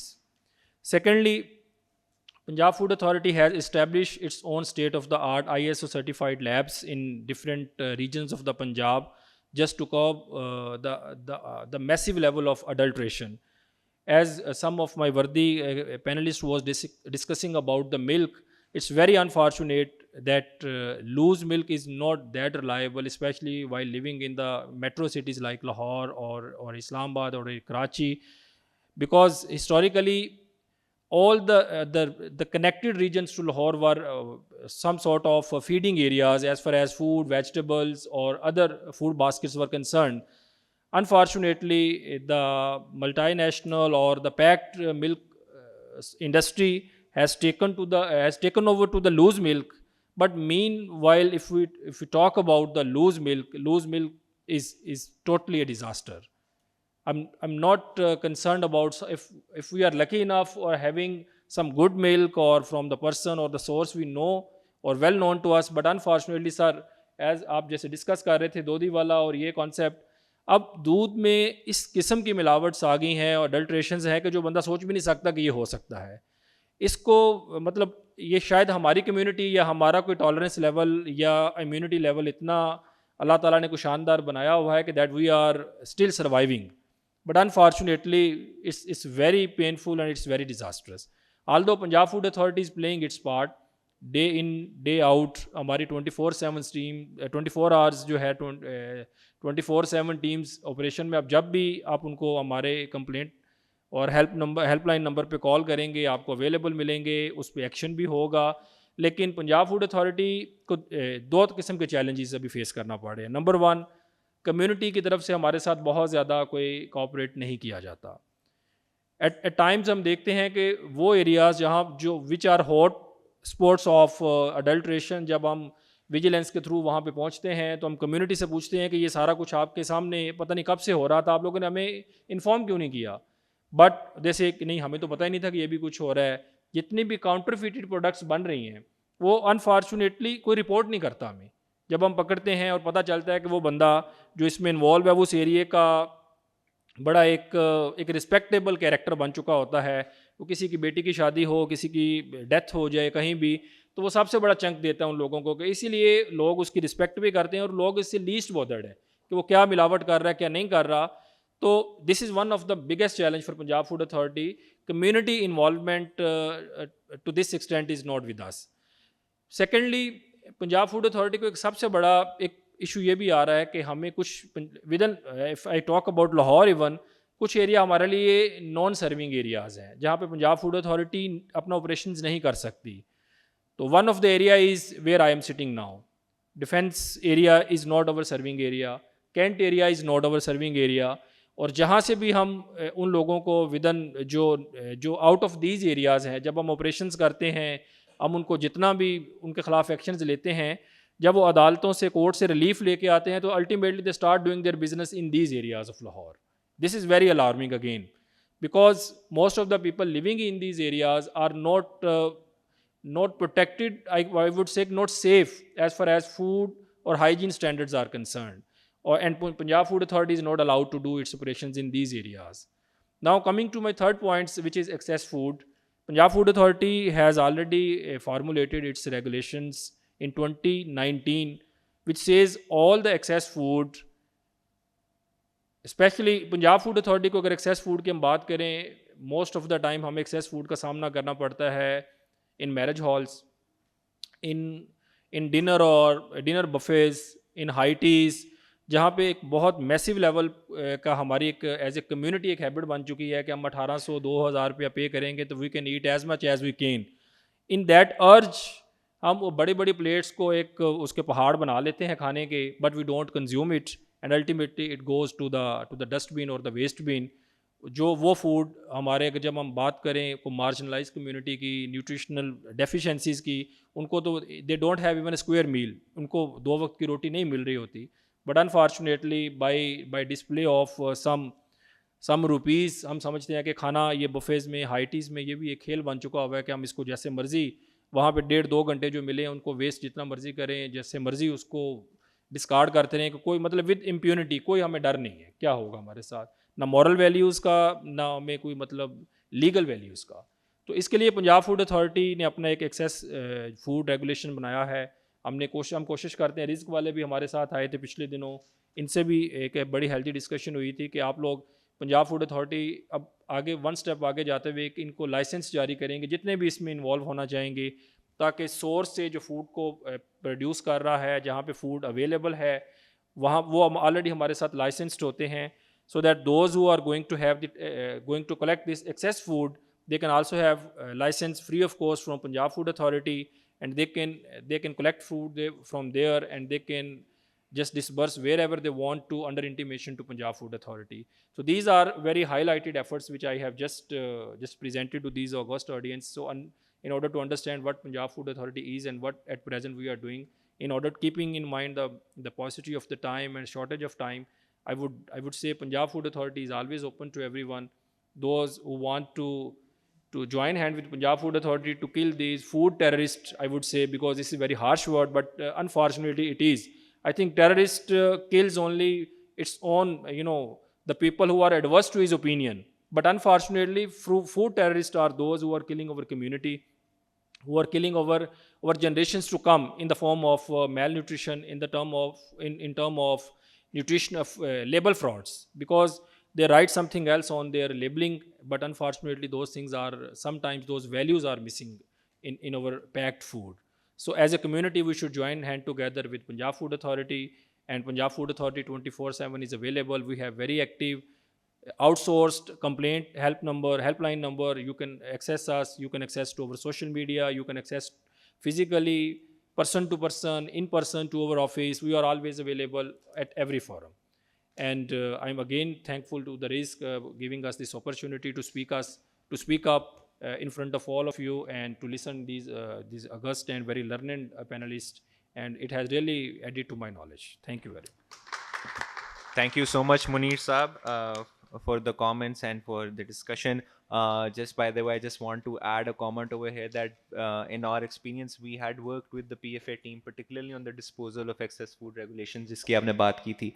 And PFA, I can say for a fact, is one of the more progressive looking departments out there when it comes to governance and policy issues. So thank you so much, Munir sir, for highlighting what work Punjab Food Authority is doing in particular in regards to food safety and the consumption, as well as some of the policy barriers that you are also facing going forward. I think I'll now open the floor to questions. I believe we only have a couple of time for a couple of questions or a couple of comments. We have one online, I think. Okay. I believe Tamoor Saab had one. Yeah. Tamoor Saab, you had one.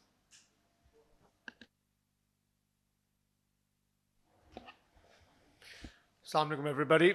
I know we all kind of would like to, get on with our weekend, so I won't take too long. But just a quick comment to add to this very enlightening afternoon evening, and also to this very panel. I think that my views remain, which is how I ended the last panel as well, that there is a lot of optimism that we can have in terms of access to food and nutrients in this country. And of course, there is no straight road or easy path to get to anything that's worth having, and that's also going to be the case for agriculture as well. But we have a bar that is fairly low in terms of agricultural productivity for many of our crops, and we can therefore enhance our crop production significantly in this country while enhancing our water utilization efficiencies. And as Dr. Mahmood Saab mentioned earlier, that water is something that is very close to his heart, and the fact that we are mismanaging water in this country, even though you can't see the kind of scarcity here that he would see in the Middle East, or those of us who've been in the Middle East, in other parts of the Middle East, can see. And that's a great blessing that we should be very grateful for. This is a water abundant country that tremendously mismanages water, and I think both things can be achieved together. The best way to do that is to enhance the quality of our soils and our organic matter. And this is a statistic that I love quoting. I was privileged to be in a meeting earlier this year with the Prime Minister, and he literally, when I mentioned the statistic that I'm about to share, he took out his pen and wrote it down, because that's how powerful it is.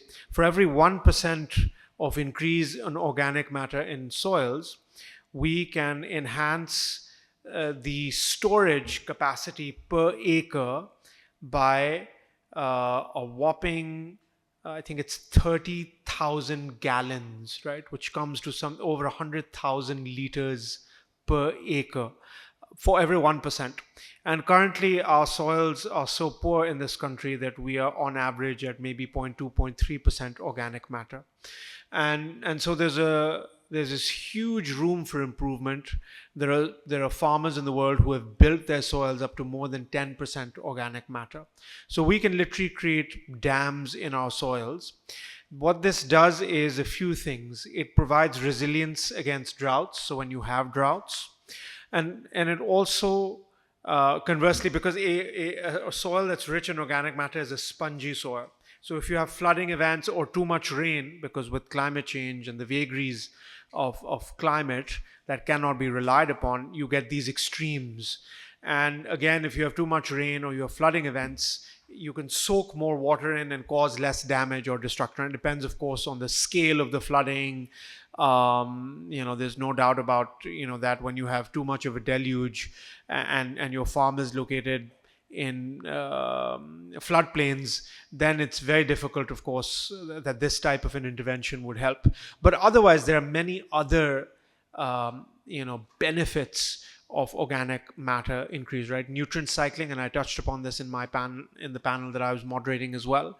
We can enhance the nutritional profile of the crops we're growing, which is directly linked to the nutritional crisis we face, and also we can enhance yields.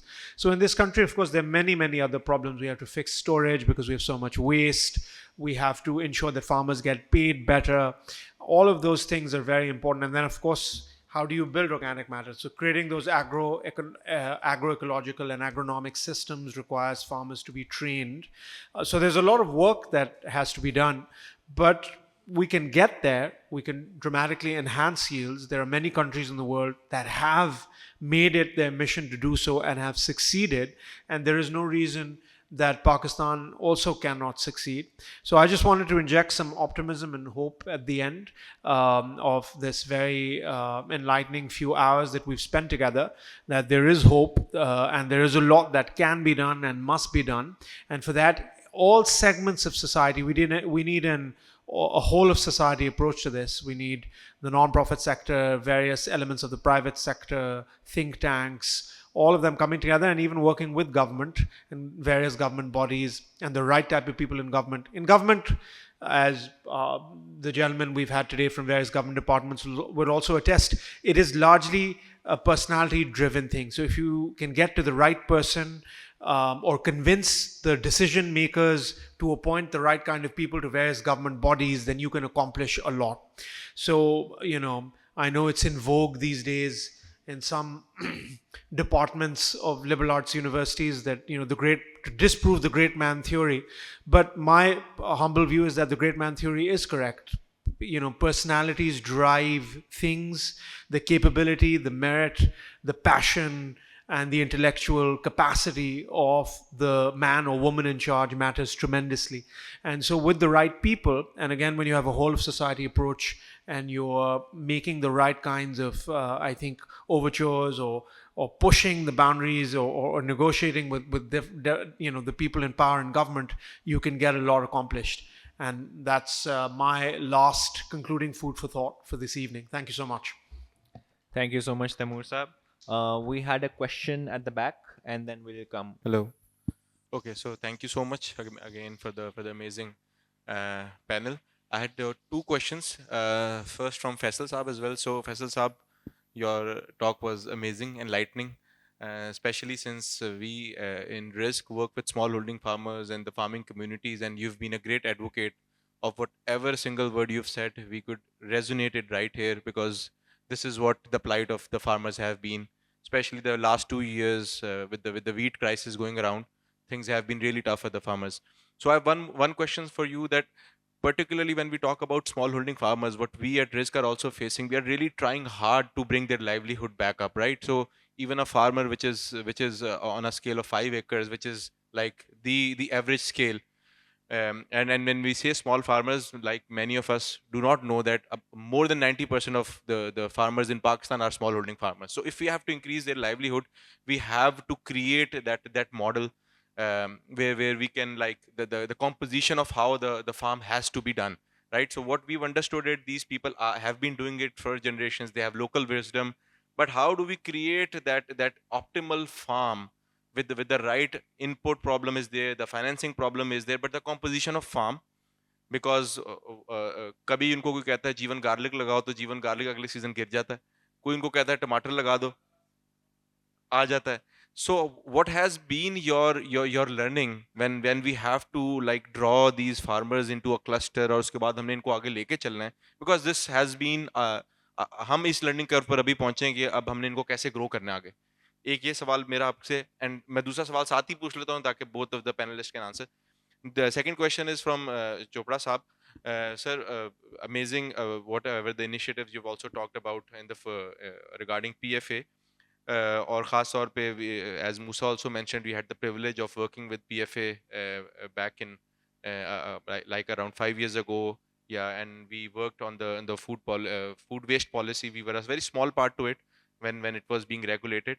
Or just as you mentioned, now we've come up to another stage, and what we as an organization have felt a vacuum in the regard is that कि हम लोग बहुत ज़्यादा लोग जब food wastage की बात करते हैं, क्योंकि हम एक ऐसा इदारा है जो कि पिछले 10 साल से फूड वेस्टेज की बात कर रहे थे, एडवोकेसी भी कर रहे थे, उस वक्त ये बहुत टैबू था, लोग डर जाते थे. जिस आज भी लोग فوڈ ویسٹیج کی جب بات کرتے ہیں تو لوگ ہم سے کہتے ہیں کہ آپ خراب کھانا دے دیں گے, کیا آپ ایکسپائرڈ کھانا کسی کو دے رہے ہیں. ہم ان کو سمجھانا پڑتا ہے, وی ہیو ٹو ایجوکیٹ کہ when we talk about excess food, it is the food that was suppose to be eaten, but وہ پڑا کہیں پہ ضائع ہو رہا ہے.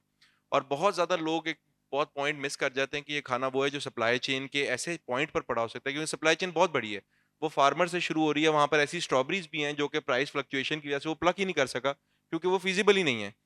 تو ایسی اسٹرابری سے لے کر ایسا مال جو کہ میٹرو یا کیش اینڈ کیری کے پاس پڑا ہوا ہے جو نیئر ٹو ایکسپائری ہے, ایسے سامان کو, یہ ہمیں صرف ایکسپوجر ہے شادیوں میں جو کھانا ضائع ہو جاتا ہے. لیکن ایز اے پلیئر جو کہ ڈیپلی کام کر رہا ہے, مجھے پتا ہے فارمر کے پاس ٹماٹر بھی میں نے دیکھے ہیں نالیوں میں بہتے ہوئے, میں نے اسٹرابریاں بھی دیکھی ہیں زمین کے اندر ہی رہ گئی, ان کو نکالنے کے لیے بندہ ہی کوئی نہیں تھا.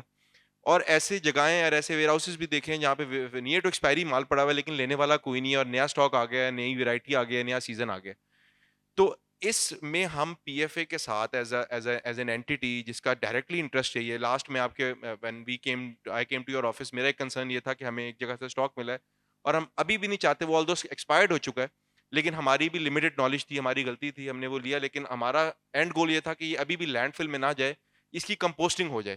And that is where we found a new avenue کہ کیا ہم پی ایف اے کے ساتھ ایک ریگولیشن پہ ایک اور پہ کام کر سکتے ہیں کہ ہم کھانا کمپوسٹنگ کے لیے لینا شروع کریں. دس از ون ایونیو جو ہم نے بھی اس سے پہلی دفعہ ایکسپلور کیا, اس میں پی ایف اے کی ہیلپ مانگی ہے, and I would be going again to the P F a.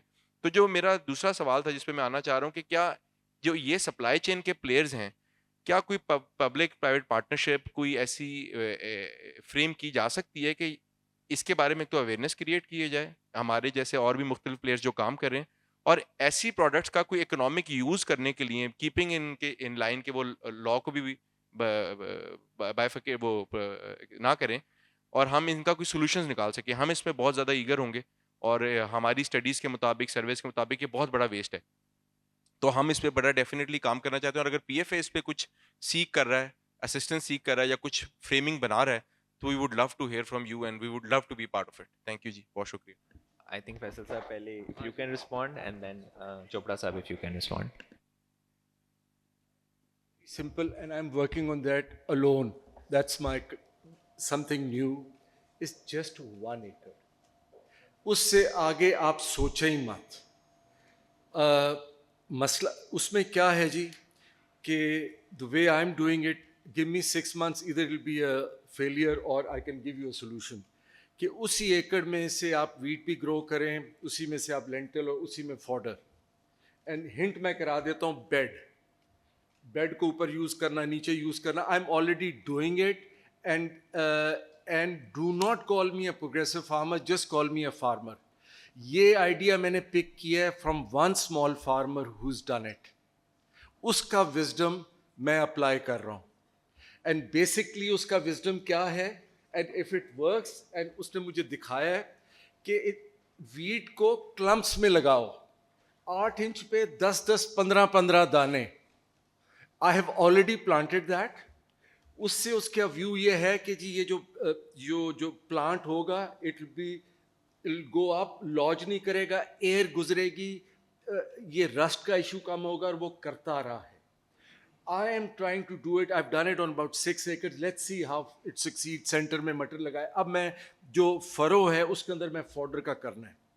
So make that 1 acre productive, and جو فرو میں چیز لگانی ہے وہ رسٹ کو بھی کاؤنٹر کرے. ٹھیک ہے جی, یہ وزڈم ہے اسمال کا. اس میں نے ایڈ کیا, اس نے تو وہ کلمپ والا جو کیا وہ میں نے کر دیا, اس میں کوئی زیادہ ٹیکنالوجی, مطلب اٹس این آئیڈیا. ویٹ کو آپ 1000 روپیہ ریٹ بڑھا دیں, اسمال فارمر میں کوئی اثر نہیں پڑتا, اس نے تو گھر کے لیے رکھنا ہے.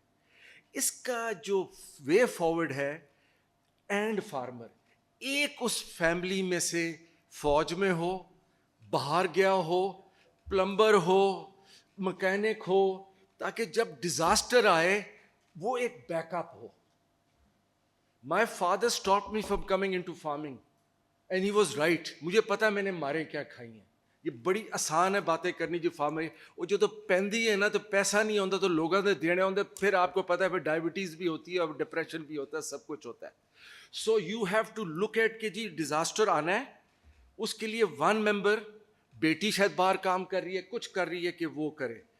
نمبر 2, آپ کی فارمنگ بن گئی ہے ICO والی, کہ ڈرٹ ہے, ICO میں ڈرپ بھی لگ رہی ہے, اس میں سوڈیم نیچے ہے, پوٹیشیم اوپر ہے, یہ ہے وہ ہے, اور یہ ڈیزیز کی پھر دوسری کی, آپ اس کو ریجنریٹو کہتے ہیں, میں اس کا ایک ہی لفظ کہوں گا, biological farming. The way forward is یہ بڑے کارپوریٹ فارم چھوڑ دو, just look at one farm. And biological is not just improving organic matter. It is much more. It is کہ آپ کے گٹ کی جس طرح مائکروبز ہیں وہ کام کریں, آپ کا healthy soil will be healthy food. Magnesium soil میں کم ہے, آپ کے پاس فوڈ میں کم ہے. زنک سوئل میں کم ہے, آپ کے فوڈ میں کم ہے. دوسرے مائکرو نیوٹرنس اس میں کم ہے, آپ کے کم ہے. جب ہیلدی سوئل ہوگا وہ ڈیزیز کو بھی کاؤنٹر کرے گا, بٹ اس کا کوئی دینے کو تیار نہیں اس کے پیسے. میں 20 سال آرگینک کرتا رہا ہوں, سرٹیفکیشن کرتا ہوں, میں نے پتا کی ہے جی, ڈرامہ ہے اور کچھ بھی نہیں ہے گا. Sorry, let us be very blunt about it. We have to, جو آپ کے این جی اوز شو کرتی ہے نا sustainability, it's all drama. Sustainability is کہ جی یار اس کی soil healthy, everything is healthy. But 1 acre blockchain لے آئیں اس کے اندر, بلاک چین کو بیچ میں ڈالیں, اینڈ یہ 1 ایکڑ والے کا ایک بندہ فوج, ایک ادھر, اس طرح کا چیز کریں. مجھے 6 months دیں, میرا وہ پروڈکٹ, وہ جو میں نے آئیڈیا, وہ چلتا ہے نہیں چلتا, I am not sure, but I can come back to you after this wheat crop. Number 2, آپ نے سر ٹریز کی بات کی. میں سر 10-15 سال سے درخت لگاتا ہوں, یا تو وہ لینڈلس دی بکریاں آ جاندیاں نے تے او کھا جاندیاں نے, یا ہم سائے نے اگ لاتی اسٹرا دی جی, وہ 20 ایکڑ جل گئے جی. ٹھیک ہے جی, تو وہ ایگرو فورسٹری ہمارے سارے. تیسری بات جی, آئی وانٹ ٹو بس یہ, ہاں جی, اور جو زیرو ٹیلیج کی ہے, I started with 1986, Peter hop تھا. زیرو ٹیلیج سے لاجنگ کم ہوتی ہے. اس وقت ہر چیز ٹرائی ہو رہی ہے. میں بیڈ کی طرف چلا گیا فرام زیرو ٹیلیج, کہ میں دوسری طرح. The farmer is trying everything, but its hands are tired because monocropping, we are exporting. میں نے چاول کے لیے بند کروائی early nursery growing. M P S پہنچ گیا منسٹری آف ایگریکلچر, انہوں نے کہا جی نہیں نرسری گرو ہوئے گی ارلی. سمجھ گئے جی, رائس کو آپ نے لیٹ کرنا ہے, you have to bring it into the monsoon. If you want a way forward in Pakistan, ban sugar cane, you will get a revolution.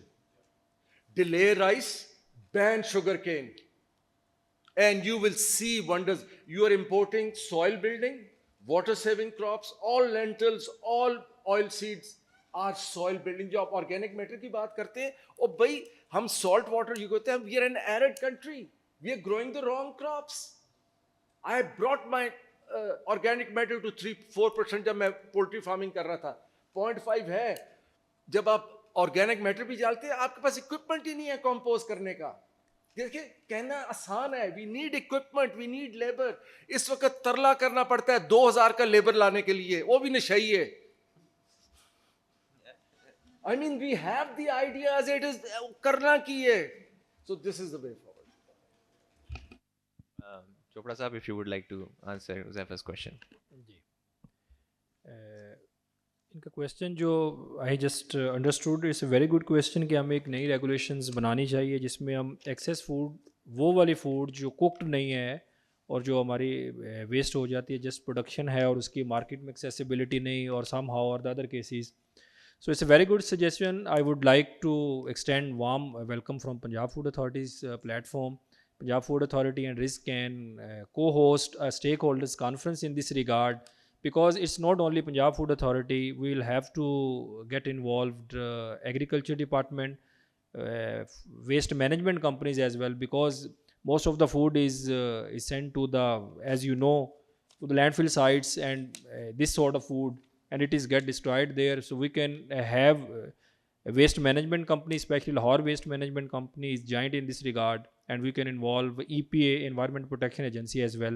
And yes, we can host co-host such stakeholders conference even in the office of Punjab Food Authority or somewhere in some hall. The Punjab Food Authority is willing to go with this. After these deliberations, we can come up with new regulations on this regard. Thank you so much. I've been told that in the interest of time to wrap it up. So we did 2 questions. Yeah, sir. Yes, sir. If you can. Thank you. میرا انہی کے اوپر comment ہے جو تھا کہ potatoes یا یہ جو کراپس ہماری تباہ ہوتی ہیں, جو فروٹس تباہ ہوتے ہیں, تو میں نے پہلے بھی اپنے اس میں ٹاک میں بھی کہا تھا کہ ایک تو ٹیمپریچر کنٹرول اسٹوریج چاہیے جو کہ اس ملک میں نہیں ہے, تو ہم اس طرح سیو کر سکتے ہیں. نمبر 2 پبلک پرائیویٹ پارٹنرشپ, اسی کے لیے کہ گورنمنٹ اپنے ہر سیکٹر کے اندر, ڈسٹرکٹ کے اندر جہاں جس کراپ کو یا جس فروٹ کو آپ پروڈیوس کریں وہیں یہ اسٹوریج ہونی چاہیے. تیسرا اس کو کراپ کو بچانے کے لیے وہ ہے جی پروسیسنگ یونٹ. اگر آپ کے پاس ٹماٹر ہے تو اس کا پروسیسنگ یونٹ ہو, اس کو آپ چینج کریں تاکہ وہ کراپ جو تباہ نہ ہوں. اور سر چوتھی چیز جو آپ کی طرف منیر صاحب وہ یہ ہے کہ آپ نے بالکل صحیح کہا, جو ہمارا کھلا دودھ آ رہا ہے وہ دودھ نہیں آ رہا, اسی میں وہ کپڑے دھوتے ہیں, اسی میں دودھ بنا دیتے ہیں. تو پیسچرائز ملک کی ضرورت ہے, اور یہ پیسچرائز ملک صرف 2 سے 3 دن کے لیے ہوتا ہے, it is not for the month. تو اس کو رواج دینا چاہیے, لیکن اس میں بھی آپ کو پرائیویٹ پبلک پارٹنرشپ چاہیے ہوگی, ادروائز یہ نہیں چلے گا. اور اس کا نام بیچ ہونا چاہیے, جو پروڈیوس کر رہا ہے اس کے اوپر اس کا پرنٹ ہونا چاہیے نا, تاکہ آپ اس کو ٹریس بیک ہو سکے. جی thank you very much, this my quaint sir. جی sir. Great conversation. Thank you, everyone. I just wanted to know about biomass اور agricultural residue. اب یہ ہمارا اتنا زیادہ تقریباً پورے پنجاب کا 9.5 ملین ٹنس پر ایئر ہے. اس میں کراپ برننگ بھی ہو رہی ہوتی ہے, بٹ ورلڈ اوور وی سی کہ ویسٹ ٹو انرجی کے پلانٹس ہوتے ہیں مختلف کیپیسٹیز کے 100 ٹنس پر ڈے, اور ان سے 40,000 لیٹر بایو ڈیزل, بایو چار, ہائیڈروجن اور یہ چیزیں بنتی ہیں. تو what is the problem? My question is directed towards Dr. Mahmood کہ ویسٹ ٹو انرجی کے پلانٹس ہم یہاں پہ کیوں نہیں لگا سکتے. یونیڈو نے ایک ریسرچ کی تھی, اس میں انہوں نے پنجاب کے 17 ڈسٹرکٹس کا جو ویٹ, کارن, ان سب کا جو کیلکولیٹ کیا تھا وہ 9.5 ملین ٹنس تھا, اور اس کا ویسٹ ٹو انرجی کی اب 4 ٹیکنالوجیز ہوتی ہیں. انسنریشن ہے جس سے بجلی بنتی ہے, پھر پیرالسس ہے, اسی طرح اینوریبک ڈائجیشن ہے جو یہ کاؤ ڈنگ وغیرہ سے بایو گیس بن جاتی ہے. تو وہ اس کا جو پوٹینشیل ہے صرف انسنریشن والا وہ 1000 میگا واٹ ہے. 1 میگا واٹ مینس 3 کروڑ روپے سال کی بجلی. So what is holding us back? Very interesting question. تو اس کو میں نے انرجی کانٹیکس میں ڈسکس کرنا تھا. پارٹلی ہم وہاں نا چناب نگر میں وہ ایک پروجیکٹ کر رہے ہیں, کیونکہ that's the heart of the جہاں رائس برننگ ہوتی ہے. یہ تو ایشو یہاں بھی ہے, یہاں کالج بند کر دیتے ہیں, بے شمار چیزیں ہوتی ہیں. So in a way maybe Romana can tell better really the answers, because this research is just coming out. So ہم نے یہ کیا کہ وہ جو چند ایک جو پلاٹس لیے ہیں جہاں وہ بند کر رہے ہیں, اور جہاں جو ہے نا وہ کیا کہتے ہیں یہ سپر سیڈر اور جو نا ٹیکنالوجی جو ہے اس کا کیا ہے امپیکٹ ہے. تو انالیسس اچھا ہمارا جو نا آ رہا ہے, کوئی فیکٹس تو کوئی بتاتا ہی نہیں ہے ہمیں, کیونکہ یہاں ہر جو آتا ہے نا 2-3 مہینے بخار چڑھتا ہے, پھر اس کے بعد سب کچھ بھول جاتے ہیں. But I think that's where the world is going. جو نا ریسائکلنگ کہہ لو یا اس کو ریجنریٹیو ایگریکلچر, یہی نام ہے نا ایگریکلچر, ویسٹ ٹو انرجی. تو اس میں دیکھیں سب سے بڑا وہ تو چھوڑے 3 سیکٹر ہیں. دیکھیں میں نے تو حیران رہ گیا کہ وہاں کنٹری لائک بنگلہ دیش یا نیپال, وہاں گھر گھر بایو, ان کا کوئی لائف اسٹاک سیکٹر اتنا بڑا نہیں ہے, مگر گھر گھر وہاں بایو گیس کے لگے ہوئے ہیں, چولہے لگے ہوئے ہیں, استعمال کر رہے ہیں. ہمارے تو ابھی جو نا دیکھیں بیسیکلی اتنا بڑا ویسٹ جنریٹ ہوتا ہے, مگر اس طرف ہے ہی نہیں ہے. سو اور دوسری طرف یہ ہے کہ ہماری انرجی سیکٹر اتنا مطلب ہے کہ اس کو تو ایک علیحدہ سٹوری ہے نا کہ ہم اتنی کر رہے ہیں. So in a way to me یہ ڈیولپنگ اے سرکولر اکانومی اس طرف ہم ابھی آئے نہیں ہیں, کیونکہ جو مین اسٹریم ہے. And I think this is the work, کیونکہ جو آگے ہم اسٹیج بی میں ہم کرنا چاہتے ہیں کہ اس کو لا کے بیلنگ کرتے ہیں. تو بیلنگ کر کے نا I think we can really transform this into energy. So I think next phase ہمارا جو نا, پہلے یہ ہمارا کمپیریزن اس لیول پہ ہو جائے, تو نیکسٹ پہ ہم نے اس کی جو نا گلوبل ڈیٹاز تو اویلیبل ہے, بے شمار کام ہو رہا ہے. تو I think I am not in a position to answer fully, but our work is centered around that. To I mean, basic یہ ہے کہ turn waste into gold. It's possible, waste into gold. यहाँ नहीं हो रहा बिल्कुल total. If I may just add very briefly, in 2018, I had the privilege of co-authoring Pakistan's first green growth plan with Malik Amin Aslam Saab, who then became the climate change minister. اور ہم نے اس میں waste to energy کو بھی analyse کیا تھا as one of the solutions for Pakistan's green growth trajectory. Now the problem in Pakistan is that even though there are many countries in the world جو waste to energy کر رہے ہیں, Scandinavian countries کر رہے ہیں, because waste to energy back in the 70s was basically incineration, which had its own problems with pollution. لیکن اب ہمارے پاس اتنے sort of technical tools available ہیں کہ آپ waste to energy کر سکتے ہیں اور آپ capture کر سکتے ہیں تمام toxins, heavy metals جو burn out ہوتے ہیں. وہ ہمارے پاس ability ہے کہ ہم ان کو کیپچر کر لیتے ہیں before the exhaust fumes go out. ہاؤیور مسئلہ پاکستان کے یہ ہے کہ ہمارا ویسٹ کا سسٹم ہی فنڈامنٹلی بروکن ہے. کوئی ہاؤس ہولڈ یا بلڈنگز میں ویسٹ کی اسٹریمس کو الگ الگ نہیں کیا جاتا. Because of that reason which is done in developed highly developed countries such as Northern Europe, because of that reason آپ کی جو calorific value ہے ویسٹ کی وہ لو ہے, جس کی وجہ سے waste to energy plants viable نہیں رہتے پاکستان میں.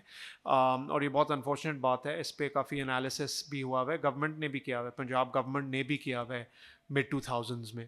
لیکن انفارچونیٹلی کیونکہ ہمارا ویسٹ اسٹریم اتنا مکسڈ ہے, کسی بھی گھر میں, آپ کے گھر میں, میرے گھر میں ویسٹ اسٹریمز جو ہیں ان کو الگ الگ نہیں کیا جا رہا کہ آرگینکس کمپوسٹیبلز الگ ہو رہے ہیں, ریسائکلیبلز الگ ہو رہے ہیں. ہمارے گھر میں پلاسٹک کا کچھ ہو دیتے ہیں, وہ بھی میرے ڈنڈے پہ, لیکن کمپوسٹیبلز نہیں الگ ہوتے باقی سب. تو یہ جب ویسٹ اسٹریمز آپس میں ملتی ہیں تو پھر ویسٹ ٹو انرجی آپ کا وائبل نہیں رہتا. یہ فنڈامنٹل ریزن ہے. انفارچونیٹلی ہمارے ملک کو more than anything else civic sense چاہیے کریکولم میں بلٹ ان. جب تک سیوکس کی سمجھ نہیں ہوگی نا, کیونکہ ہر چیز اس پر بلٹ ہوتی ہے, فرسٹ گریڈ سے یا ایون پری کے سے لوگ سیوکس سیکھیں. That's the most important. Thank you so much, Tamoor Sahab. One final comment. We have gone way over time, so one final comment at the back, and then we'll. Comment and a quick question. So we were talking about smallholding farmers, right? So 90% are smallholder farmers in Pakistan. We get this sweeping statement a lot. I personally believe the success to smallholder farmers is cooperative models. And cooperative models have been really successful in our neighboring countries. So I would like to ask our esteemed panelist, why isn't any cooperative model has been successful in Pakistan? And sir, the 1 acre farming that you were discussing earlier, so back in the 1950s till the 1970s, King Rama IX of Thailand introduced this economy model called the self-sufficiency philosophy. This is exactly what they did back in the 1950s to alleviate poverty for those small holding farming communities in Thailand, and this is exactly what they did. They charted out one rai and how to divide one rai into the most economically profitable model, and it was adopted by the whole nation, and it alleviated poverty for the whole nation. ہماری باسمتی بھی جڑتی نہیں ہے, کلا کلا دانا ہوتا جی. We are a very individualistic society, اور ہماری برادری سسٹم ہے, بھائی بھائی میں شریکہ ہے. میں آپ سے بڑی پریکٹیکل بات کر رہا ہوں, ٹھیک ہے جی. تو اس کا وہ ماڈل یہ ہے کہ اگر میں نے وہ 1 ایکڑ نہیں کرنی تو وہ ٹھیکے پہ چلی جائے گی. سی دیر از, وہ بات کرتے رہے, میں کہتا ہوں فیملی فارم. فیملی فارم سے سیدھا آپ جائیں گے, یہ جو آپ کارپوریٹ انگریزی گل کرتے ہو نا, وہ ٹھیکیدار already are doing it in the farms. 100 200 300 acre کے انہوں نے ٹھیکے لیے ہوئے ہیں, جو چودھری صاحب اتنے لاہور بیٹھے نے. And I do not call a farm where there is no life stock.